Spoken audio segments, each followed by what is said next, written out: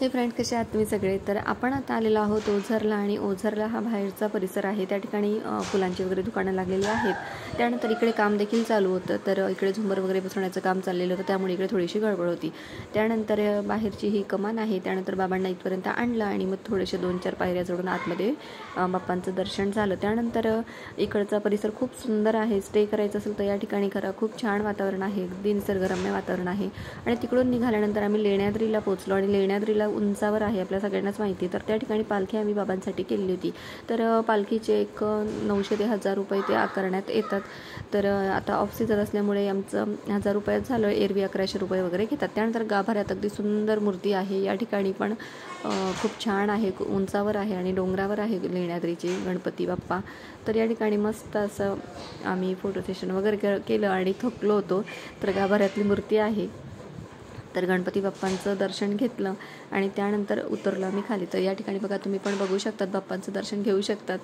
तर इकडे बघा, असं खूप उंचावर डोंगरावर आहे आणि छान आहे. एकच गणपती बाप्पा आपले असे उंचावर जाऊन बसलेले आहेत, बाकी आपण खालीच आहेत, बाकीचे सगळे अष्टविनायक आपले.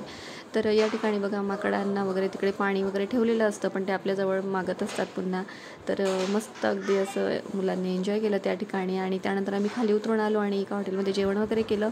त्या ठिकाणी असा झुला वगैरे होता, तिकडे थोडंसं आम्ही एन्जॉय केलं बहिणींनी सगळ्यांनी मिळून. आणि त्यानंतर पुढच्या प्रवासाला लागलो. तर पुढे आपल्याला जायचं होतं पालीला. तर थोडं रात्र झाली आपल्याला जाण्यासाठी पालीला. त्यानंतर कारण तिथून 2-3 तासाचा प्रवास होता. तर या ठिकाणी पालीला चाललो होतो. आणि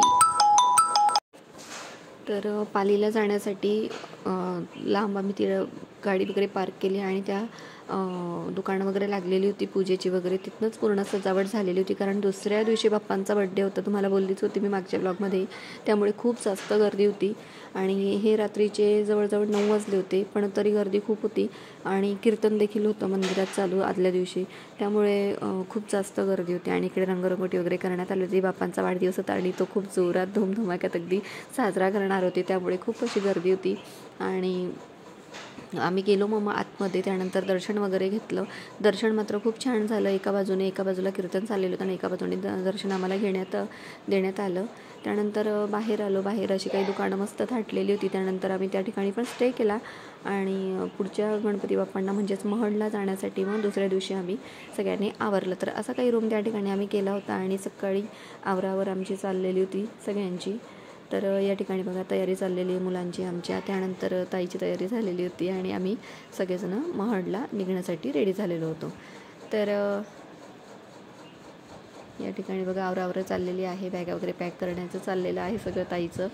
नंतर आम्ही पुन्हा सकाळी पालीला पहाटेच दर्शनासाठी जाऊन आलो होतो आम्ही बहिणी. तर म्हटलं चला आता निघताना आपण एकदा जाऊन येऊ म्हटलं दर्शनासाठी. तर हे पहाटेचं आहे. त्यानंतर महडला गेलो आणि तिथे सुद्धा गर्दी होती. तुम्हाला आधीच बोलली मी की बाप्पांचा वाढदिवस होता, त्यामुळे मग खूप जास्त गर्दी होती. तर आता हे शेवटचे आपले गणपती बाप्पा आहेत अष्टविनायकमधील, आणि शेवटचं आपलं दर्शन होणार आहे बाप्पांचं आता. आणि मस्त अष्टविनायक आपलं दर्शन संपन्न होणार आहे. तर बाबांना आम्ही ज्येष्ठ नागरिकांच्या इथून त्यांना दर्शन घडवून आणलेलं होतं भावाने आमच्यात. तर या ठिकाणी पण गर्दी होती. इकडे सुद्धा कीर्तनकार आलेले होते आणि त्यामुळे खूप जास्त गर्दी होत होती. तर नंतर कीर्तनकार गेल्यानंतर खूप छान दर्शन झालं. मग गर्दी पण ओसरली त्यांना भेटण्याचं. हे बघा, या ठिकाणी बघू शकता तुम्ही, कारण कॅमेरामॅन वगैरे त्यांचं यूट्यूबमध्ये मोठं चॅनल आहे त्यांचं देखील. तर त्यामुळे खूप असा गोंधळ झालेला होता त्या ठिकाणी. तर म्हटलं चला आपल्याला दर्शन मिळेलच आता. तर थोड्या वेळानंतर आम्ही गाभाऱ्यापर्यंत पोचेपर्यंत गर्दी ओसरली आणि खूप छान असं दर्शन झालं. पण पुन्हा तेच, गाभाऱ्यात मोबाईलला अलाउड नाही आहे. आणि महडचे गणपती बाप्पा देखील खूप सुंदर आहेत, अगदी आखीव रेखीव आणि देखणी मूर्ती आहे बाप्पांची. तर बघतच राहावं, मन अगदी भरत नाही. आणि या ठिकाणी खूप सुंदर अशी सजावट केलेली होती, मला खूपच आवडली. आणि हे बघा, बघू शकता तुम्ही, तर तांदूळ होते वाटतं आणि त्यापासून हे सजावट केलेली होती. तर खूप छान होती आणि आकर्षक होती. तर एका बाजूला शिवजींची पिंड वगैरे असं ते पण त्या ठिकाणी त्यांनी दाखवलं होतं. आणि इकडे श्रीरामांचं चित्र देखील त्याच याच्याने रेखाटलेलं होतं. खूप छान होतं, खूप मस्त वाटत होतं अगदी. आणि बघतच राहावं असं वाटत होतं अगदी.